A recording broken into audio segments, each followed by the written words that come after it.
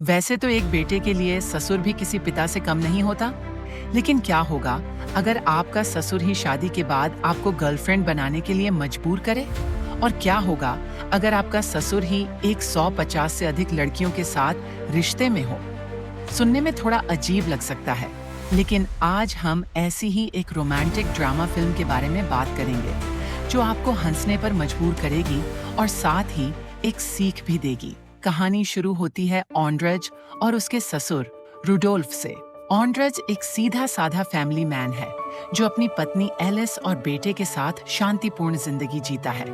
लेकिन रुडोल्फ, ऑन्ड्रेज का ससुर, एक अलग फिलॉसफी में विश्वास करता है।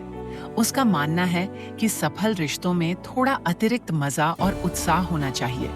उसका कहना है कि जिंदगी में थोड़ा चीटिंग और मस्ती जरूरी है। एक दिन ऑन्ड्रेज के बेटे का जन्मदिन था और वह अपने बेटे के लिए गिफ्ट लेकर अपने ससुर का इंतजार कर रहा था, क्योंकि वह टैक्सी ड्राइवर है। लेकिन उसका ससुर देर से आता है, क्योंकि वह किसी औरत के साथ मस्ती कर रहा था। इसके बाद रुडोल्फ आता है और ऑन्ड्रेज को गाड़ी में बिठाता है। रुडोल्फ बताता है कि अगर कोई पूछे कि देर क्यों हो गई, तो कहना कि कोई जरूरी काम था। लेकिन ऑन्ड्रेज को झूठ बोलना पसंद नहीं था। फिर ऑन्ड्रेज अपने ससुर से कहता है कि आपको अपनी पत्नी के साथ ऐसा नहीं करना चाहिए, आपकी उम्र हो गई है।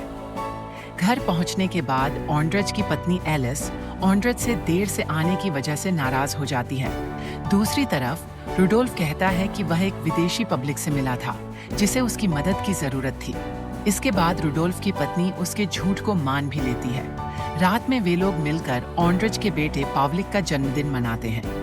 इसके बाद ऑन्ड्रेज बाथरूम में जाकर एलिस से पूछता है कि तुम्हारे पेरेंट्स इतने उम्र दराज होने के बाद भी इतने खुश कैसे रहते हैं? इसके जवाब में एलिस कहती है कि इसे ही सच्चा प्यार कहते हैं। इसके बाद एलिस ऑन्ड्रेज से कहती है कि तुम भी आओ, मुझे घर में नया मेहमान लाना है। दरअसल एलिस और ऑन्ड्रेज नए बच्चे की तलाश में थे। रात को वे दोनों मिलकर करते हैं, लेकिन इसमें ऑन्ड्रेज का कोई इंटरेस्ट नहीं था। जबरदस्ती करने की वजह से ऑन्ड्रेज की पीठ में दर्द होने लगता है।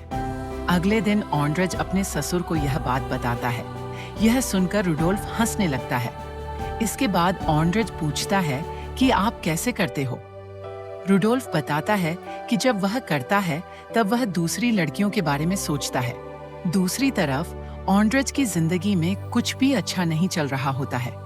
इसके बाद एक दिन रुडोल्फ ऑन्ड्रेज को एक बार में लेकर जाता है, जहां वह ऑन्ड्रेज की मुलाकात अपनी गर्लफ्रेंड सारलोटा से कराता है। रुडोल्फ ऑन्ड्रेज से कहता है कि तुम्हें भी एक गर्लफ्रेंड बनानी चाहिए, इससे जिंदगी में मजा आएगा। यह सुनकर ऑन्ड्रेज कहता है कि तुम अपनी ही बेटी को धोखा देने के लिए कह रहे हो। इस पर रुडोल्फ कहता है कि इससे कुछ नहीं होता। खेलते वक्त ऑन्ड्रेज सारलोटा को देखता रहता है। आखिर में जब वे लोग बार से बाहर निकलते हैं, तब सारलोटा को ठंड लग रही होती है, तो रुडोल्फ ऑन्ड्रेज का कोट निकालकर सारलोटा को पहना देता है और सारलोटा को लेकर एक होटल में चला जाता है, ऑन्ड्रेज को सड़क पर छोड़कर। ऑन्ड्रेज जब घर आता है, तब उसकी पत्नी उससे कहती है कि प्रेगनेंसी टेस्ट नेगेटिव आया है, तुम्हें अस्पताल जाना पड़ेगा। अगले दिन जब वह अस्पताल जाता है, तब अस्पताल से उसे एक जार दिया जाता है ऑन्ड्रेज के स्पर्म को इकट्ठा करने के लिए। लेकिन काफी देर बीतने के बाद भी कोई फायदा नहीं होता। ऑन्ड्रेज खाली जार देखकर बाहर चला जाता है। एक दिन ऑन्ड्रेज के रेस्टोरेंट में सारलोटा आती है। ऑन्ड्रेज उसे अपनी डिशेस खिलाता है। सारलोटा बताती है कि उसे ऑन्ड्रेज का कोट लौटाना था और वह पूछती है कि क्या ऑन्ड्रेज उसके साथ उसके घर चलेंगे। इसके बाद जब ऑन्ड्रेज सारलोटा के घर जाता है, तब वे दोनों एक दूसरे का मजा लेने लगते हैं। बाद में जब ऑन्ड्रेज घर लौटता है, तो उसकी पत्नी कोर्ट में एक लड़की का अंडरगारमेंट देखती है। जब वह ऑन्ड्रेज से इसके बारे में पूछती है, तब ऑन्ड्रेज ने इसका इल्जाम एलिस के पिता पर डाल दिया। यह सुनकर रुडोल्फ की पत्नी ने उसे घर से निकाल दिया। हालांकि रुडोल्फ को पता था कि उसे फिर से अपनी पत्नी के पास ही लौटना होगा। रुडोल्फ अपनी पत्नी को खुश करने के लिए एक महंगा बैग खरीदता है। ये बैग लेकर जब रुडोल्फ की पत्नी बाहर निकलती है, तब एक कार से उसका एक्सीडेंट हो जाता है और उसकी मौत हो जाती है। इस घटना के बाद रुडोल्फ पूरी तरह बदल जाता है। अब वह किसी भी लड़की के साथ होटल नहीं जाता। दूसरी तरफ रुडोल्फ की आदतें अब ऑन्ड्रेज को लग जाती हैं। वह भी दोनों तरफ से मजे लेने लगता है। एक दिन ऑन्ड्रज कार में सारलोटा के साथ मस्ती कर रहा होता है। तभी कार आगे बढ़ने लगती है और एक पेड़ से टकरा जाती है। इससे कार बुरी तरह से क्षतिग्रस्त हो जाती है। एलिस के पूछने पर ऑन्ड्रज बताता है कि कार का ब्रेक फेल हो गया था। इसके बाद ऑन्ड्रज अपने रेस्टोरेंट बिजनेस पर ज्यादा ध्यान देने लगता है। अपने शेफ को हटाकर अब ऑन्ड्रज खुद ही खाना पकाता है। धीरे धीरे रेस्टोरेंट में कस्टमर बढ़ने लगते हैं। कुछ दिनों बाद ऑन्ड्रज ने एक नई कार खरीदी, लेकिन उसमें भी वह सारलोटा के साथ रोमांस करता रहा। दूसरी तरफ ऑन्ड्रज अपनी पत्नी के साथ भी जब समय मिलता था रोमांस करने लगता था। रुडोल्फ नोटिस करता है कि उसकी बेटी अब ज्यादा खुश रहने लगी है। वह समझ जाता है कि ऑन्ड्रज का बाहर चक्कर चल रहा है। क्रिसमस के दिन रुडोल्फ ऑन्ड्रज को बताता है कि तुम्हें बाहर का अफेयर अब छोड़ देना चाहिए, वरना एलिस को अगर पता चल गया तो वह तुम्हें कभी माफ नहीं करेगी। हालांकि ऑन्ड्रज कहता है कि मेरा कोई अफेयर नहीं चल रहा है, वह बस मेरा दोस्त है। एक दिन सारलोटा रेस्टोरेंट आकर एलिस से मिलती है। यह देखकर ऑन्ड्रज डर जाता है। कुछ देर बाद एलिस आकर बताती है कि सारलोटा नाम की एक लड़की तुम्हारे रेस्टोरेंट में काम करना चाहती है। ये बात ऑन्ड्रज मान लेता है। सारलोटा का रहने का इंतजाम रुडोल्फ के घर में होता है। एक दिन जब रुडोल्फ बाहर गया होता है तब ऑन्ड्रज सारलोटा के घर आता है और उससे पूछता है कि तुम मेरा पीछा क्यों कर रही हो। जवाब में सारलोटा बताती है कि उसे ऑन्ड्रज से प्यार हो गया था।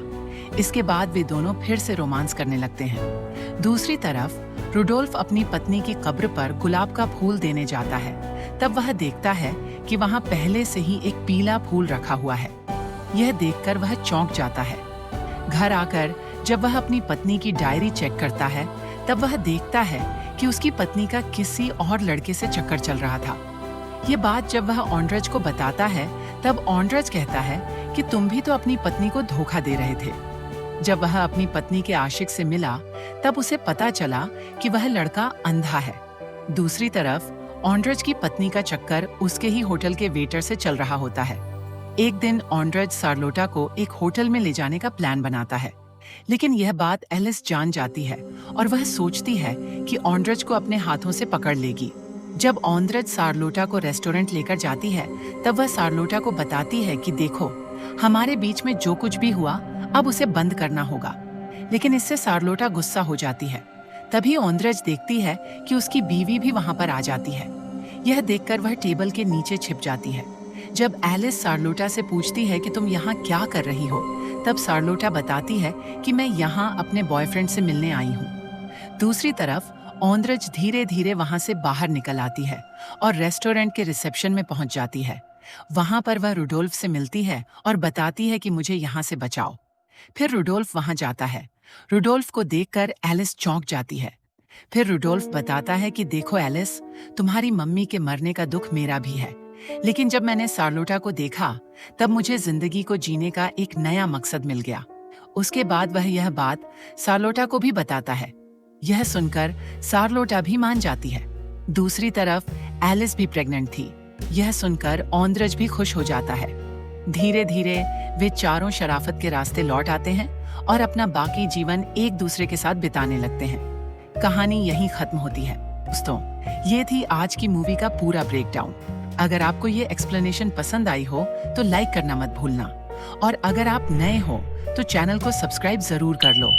और हाँ, कमेंट्स में बताओ कि कौन सी मूवी या सीरीज का ब्रेकडाउन आप देखना चाहते हो अगले एपिसोड।